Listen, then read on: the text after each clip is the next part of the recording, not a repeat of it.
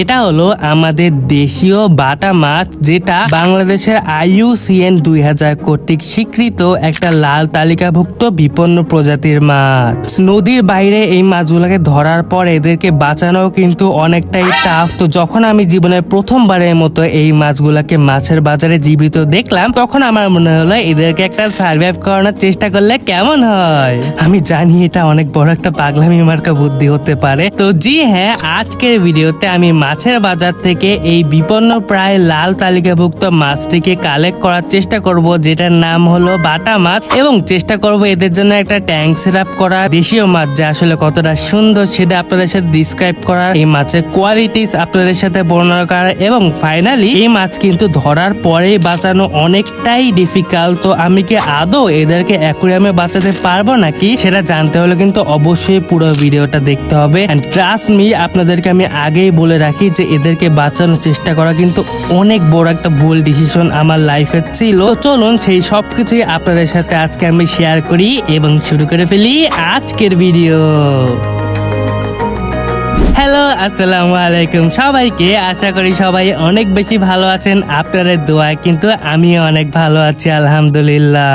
তো আজকের কাহিনী শুরুতেই আমি একদিন মাছের বাজারে গিয়েছিলাম আসলে কিছু খাবার মাছ কেনার জন্য। তো সেখানে যে আমি অনেক ভ্যারিয়েশনে অনেক রকমের দেশি মাছ দেখতে পাই, বড় থেকে ছোট অনেক রকমেরই মাছ ছিল। কিন্তু হুট করে এমন একটা মাছের দিকে আমার নজর পড়ে যে মাছটাকে আমি অন্তত আমার লাইফে কোনোদিন জীবিত দেখি নাই। দেখুন, এই মাছগুলোর নাম হলো বাটা মাছ। আমি যেহেতু একজন দক্ষিণবঙ্গের ছেলে, দক্ষিণবঙ্গে আমি অন্তত বাটা মাছ তো কোনোদিনই জীবিত দেখি নাই। উত্তরবঙ্গের কাহিনী আমি বলতে পারবো না, কিন্তু এই মাছগুলোকে কিন্তু আমি উত্তরবঙ্গে এরকম জীবিত পেয়েছি।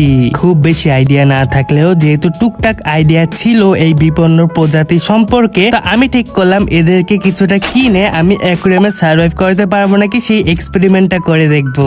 এই মাছগুলা দেখতে কিছুটা কই কার্পের মতো, আবার ছোটখাটো রুই মাছও বলা চলে। তো আমি দোকানদার মামাকে বললাম যে এই মাছ কয়েকটা আমাকে পলিথিনে করে বেঁধে দিতে। তো উনি কয়েকটা আমার জন্য পলিথিনে তুলতে লাগলো। মোস্ট প্রবাবলি 10 থেকে 12টার মতো উনি তুলেছে, এবং যখন ওনার তোলা কমপ্লিট হয়ে গেল তখন ওনাকে আমি বললাম যে পলিথিনের মধ্যে কিছু পানিও দিয়ে দিতে, কারণ আলটিমেটলি আমি চাচ্ছিলাম এই বিভিন্ন প্রজাতিটাকে কিভাবে বাঁচানো যায়। এই জিনিসটাকে বাঁচানোর চেষ্টা করা যে আমার জন্য অনেক বেশি টাফ একটা সিচুয়েশন ক্রিয়েট করবে, সেটা কিন্তু ভিডিওর সামনে গেলে আপনারা দেখতেই পারবেন। মাছগুলো যখন নেওয়া কমপ্লিট হয়ে গেল তখন আমি আর বাইরে সময় নষ্ট না করে সরাসরি বাকি সব কাজ ফেলে আমার বাসার উদ্দেশ্যে রওনা দিলাম।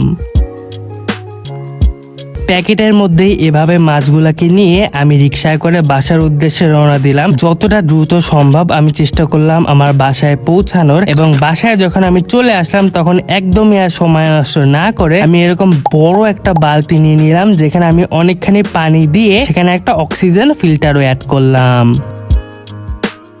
যেহেতু এই মাছগুলো অনেক বেশি স্ট্রেসের মধ্যে আছে, এদের কিন্তু অক্সিজেন ফিল্টারটা মাস্ট। তো আমি আর দেরি না করে এদেরকে অল্প সময়ের জন্য অ্যাক্লিমেট করে এই বালতির মধ্যেই সবগুলা মাছকে ছেড়ে দিলাম। মাছগুলাকে ছাড়ার পরে কিন্তু আমি অনেকটাই বুঝতে পারলাম যে এর মধ্যে 3টা কন্ডিশন কিন্তু অতটাও ভালো না, কিন্তু বাকিগুলা কিন্তু মোটামুটি ভালোই সাঁতার কাটছিল। কিন্তু এখনই কিন্তু সবকিছু এদের বিষয়ে বোঝা যাবে না, আমাদেরকে আর একটু সময় দিতে হবে, তারপরেই হয়তো বা বুঝতে পারবো যে এদের কন্ডিশন আলটিমেটলি কেমন হবে। আপনি যদি ভিডিওর এই পর্যন্ত এসে থাকেন তাহলে কিন্তু অবশ্যই সাবস্ক্রাইব করে আমাদের ফ্যামিলি মেম্বার হতে একদমই ভুলবেন না, এবং এই লাইক বাটনে একটা লাইকও দিয়ে দিবেন। এটা কিন্তু আমাকে অনেক বেশি মোটিভেট করে আপনাদের জন্য এরকম ইউনিক কন্টেন্ট আনার জন্য। সবকিছুই টুকটাক বুঝছিলাম, কিন্তু এদের এরকম উল্টা হয়ে সাঁতার কাটার বিষয়টা কিন্তু আমি আসলে বুঝতেই পারছিলাম না যে কেন এরা এরকম উল্টা করে সাঁতার কাটছে। কিন্তু দেখতে কিন্তু কই কার্পের মতোই, তাই না? আমার কিন্তু সেটাই মনে হয়েছে এখন পর্যন্ত। কিছু কিছু মাছ কিন্তু একদমই ভালোভাবে সাঁতার কাটছিল না, but let's hope for the best. যাই হোক, যেহেতু আমি বাকি সব কাজ ফেলে এই মাছগুলাকে নিয়ে সাথে সাথেই বাসায় চলে এসেছিলাম, আমি বাকি কাজগুলা কমপ্লিট করার জন্য একটু বাসার বাইরে গিয়েছিলাম, কিন্তু আমি ভাবিনি এটুক সময়ের মধ্যে এরকম একটা ডিজাস্টার হয়ে যাবে। আমি বাসায় এসে দেখি একটা আনএক্সপেক্টেড বিষয় হয়ে গিয়েছে। এই বালতির চারিপাশে দেখুন কতগুলা মাছ লাফ দিয়ে পড়ে মরে আছে। এই মাছগুলা যে এরকম লাফ দিয়ে পানির বাইরে চলে যাবে সেটা তো আমার একদম আইডিয়াই ছিল না। কতগুলা মাছ বাইরে পড়ে আছে, এই জিনিসটা আসলে অনেক বেশি একটা ফ্রাস্ট্রেটিং ইস্যু ছিল সেই সময়। আমি আসলে কি করব ভেবে পাচ্ছিলাম না, কিন্তু এভাবে হার মানলে কিন্তু চলবে না। আমাদের কিন্তু সর্বোচ্চ চেষ্টা করতে হবে যে কয়টা বেঁচে আছে সেগুলোকে সুন্দর করে বাঁচানোর। একটা জিনিস নিয়ে আমি স্যাটিসফাইড ছিলাম যে বাকি যে কয়টা এখানে আছে তারা কিন্তু সুন্দরই সাঁতার কাটছিল, পানির নিচে এরা বেশি সময় দিচ্ছিল, যেটা কিন্তু অনেক ভালো একটা লক্ষণ। অ্যাজ আপনি দেখতে পাচ্ছেন যে আমি অক্সিজেনটা সরিয়ে দেখলাম এখানে ভিতরে আরো অনেকগুলো মাছ সুস্থই আছে। এই জিনিসটা আমার মনে অনেক বেশি সাহস দিচ্ছিল। তো দেখা যাক সামনে কি হয়। তখনই আমার মনে হলো এই মাছগুলোকে আপনাদের সামনে আরেকটু সুন্দর করে যদি আমি প্রেজেন্ট করতে পারি তাহলে জিনিসটা কিন্তু আরেকটু বেটার হয়। সেটা করার জন্য আমাদেরকে যেটা করতে হবে সেটা হলো একটা ট্যাঙ্ক সেট আপ করা। আচ্ছা, এই মাছগুলোকে আপনাদেরকে আরেকটু সুন্দর করে দেখানোর জন্য আমি এই 1 ফিট ট্যাঙ্কটা নিলাম। এটা কিন্তু এই মাছগুলোর সাইজ অনুসারে যথেষ্টই বড় এবং এখানে এদের সৌন্দর্য আপনি আরেকটা সুন্দর করে দেখতে পাবেন। ট্যাঙ্ক নেওয়ার পর আমি সাবস্ট্রেট হিসাবে এই সিলেটি বালুগুলা ব্যবহার করছি। এগুলো আপনি যে কোনো কনস্ট্রাকশন সাইটে গেলেই পেয়ে যাবেন। এগুলোর মধ্যে ছোট ছোট পাথর থাকে এবং প্ল্যান্টের গ্রোথ এগুলাই সব থেকে ভালো পাওয়া যায়। তো আমি আস্তে আস্তে করে এই ট্যাঙ্কের মধ্যে সুন্দর করে বালিগুলা দিয়ে দিলাম। চারিদিকে সুন্দর করে ছড়িয়ে ছিটিয়ে দেওয়ার পর এবার এই প্যাকেট থেকে আমি বের করলাম কিছু রক্স। এখানে দেখুন বিভিন্ন সাইজের এবং বিভিন্ন টেক্সচারের অনেকগুলো রক্স আছে, যেগুলো আমি এই ট্যাঙ্কের ডেকোরেশনের জন্য ইউজ করব। আস্তে আস্তে করে অনেকগুলা রক এখানে অ্যাড করার পর এই হলো আমার ট্যাঙ্কের লুক। আমি চাচ্ছি আরেকটু মিনিমালিস্টিক ভাবে এই ট্যাঙ্কটা বানানো। এখানে আমি সুন্দর করে ছোট্ট এই প্ল্যান্টটা অ্যাড করে দিলাম। যাদের এই প্ল্যান্টের নাম জানা আছে অবশ্যই কমেন্ট করে জানাতে ভুলবেন না। এই প্ল্যান্টটা মূলত এখানে ডেকোরেশনের জন্য অ্যাড করার থেকে এই মাছগুলো যেন খেতে পারে কিছু সেজন্য অ্যাড করা। কারণ আমি ইন্টারনেটে রিসার্চ করে জানতে পেরেছি যে এই মাছগুলো কিন্তু ছোটখাটো পাতা, পচা নষ্ট জিনিস এগুলোই পুকুরে বা নদীতে খেয়ে থাকে। ও এই ট্যাঙ্কে কিন্তু আমি আরো কিছু ছোট পাথর অ্যাড করেছি জাস্ট ফর ডেকোরেশন আর কি।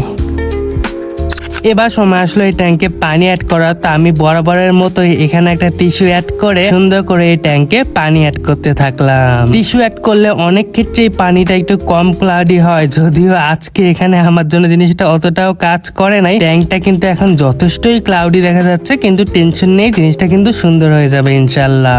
মেইনলি এই ট্যাঙ্কটা কিন্তু ডেকোরেশনকে কেন্দ্র করে বানানো না, এই ট্যাঙ্কটা আমি বানিয়েছি যেন এই মাছের সৌন্দর্য আপনাদেরকে আরেকটু সুন্দর করে দেখাতে পারি। তাই এখন আমাদের সময় আসলো অপেক্ষা করার এই ট্যাঙ্কের পানিটা আরেকটু ক্লিন হওয়ার জন্য। কিন্তু অপেক্ষাকালীন পিরিয়ডে আরো কিছু ব্যাড নিউজ আমাদের সামনে কিন্তু অপেক্ষা করছে। আমি দেখতে পেলাম আরো কয়েকটা মাছ কিন্তু আলটিমেটলি মারা গিয়েছে। এরা খুব একটা সার্ভাইভ করতে পারছে না এবং এটা খুবই নর্মাল, কারণ এই মাছ নদী থেকে ধরার পরে খুব একটা বেশি সময় বেঁচে থাকে না। যার জন্যই কিন্তু আমি এই চ্যালেঞ্জটা নিয়েছি যে আদৌ এদেরকে বাঁচাতে পারবো না কি, যেহেতু একটা বিপন্ন প্রজাতি। দেখা যাক ফাইনালি যে রেজাল্ট আমাদের সামনে কি আসে। তো কয়েক ঘন্টা পরে যখন পানি অনেকটাই পরিষ্কার হয়ে গেল, আমি যখন এখানে কিছু মাছ ছাড়তে আসলাম এবং দেখলাম এখানে মাত্র একটাই সার্ভাইভ করেছে। জিনিসটা কিন্তু অনেক বেশি ফ্রাস্ট্রেটিং। আমি এক্সপেক্ট করেছিলাম অন্তত 2 থেকে 3টা তো বাঁচবেই, কিন্তু এগুলো আসলে বাঁচতেই পারছিল না এবং যে একটা বেঁচেছে এটাও কি আদৌ বাঁচবে নাকি সেটা নিয়েও কিন্তু আমি অনেক বেশি টেনসড। যাই হোক, আমি আর সময় নষ্ট না করে এই মাছটাকে সুন্দর করে এই ট্যাঙ্কে ছেড়ে দিলাম। এখানে একটা অক্সিজেন পাম্পও অ্যাড করে দিলাম এবং দেখা যাক কি হয় শেষমেশ। দেখুন এই মাছটা দেখতে কতটা সুন্দর, মাশাআল্লাহ। আমাদের দেশীয় মাছ কিন্তু কোনো অংশেই বাইরের দেশের মাছের থেকে কোনো অংশে দেখতে কম সুন্দর না, এরা কিন্তু যথেষ্ট সুন্দর মাশাআল্লাহ। এই মাছটা দেখতে কিন্তু অনেকটাই ছোটখাটো একটা রুই মাছের মতো। এটার মাথার উপরে একটু কালচে ভাব আছে এবং এটার যে লেজ আপনি দেখতে পাচ্ছেন সেখানে একটা ইয়েলোইশ টিন্ট আছে। এটার ফুল বডি একদম হোয়াইট এবং এটার ফিন্স গুলাকে যদি আপনি লক্ষ্য করেন তাহলে দেখবেন একদম রেড। চোখের উপরেও অল্প একটু রেড আছে, যেটা আমি লক্ষ্য করলাম। বললে অনেকেই মজা নিবেন, কিন্তু আমার কিন্তু এই মাছগুলাকে দেখতে অনেকটা টাইগার ফিশের মতো লাগে। কি বলছেন, লাগে না একদম? আচ্ছা যাই হোক, এই মাছটা কিন্তু মোটামুটি অ্যাক্টিভ ছিল এবং আপনি দেখতে পাচ্ছেন এটা এদিক সেদিক সাঁতার কাটাকাটি করছিল, কিন্তু ম্যাক্সিমাম টাইম এটা পানির নিচেই এরকম চুপ করে বসেছিল। এটা আসলে খুব একটা খারাপ লক্ষণ না, মনে হয় এটাকে আমি হয়তোবা সার্ভাইভ করাইতে পারবো।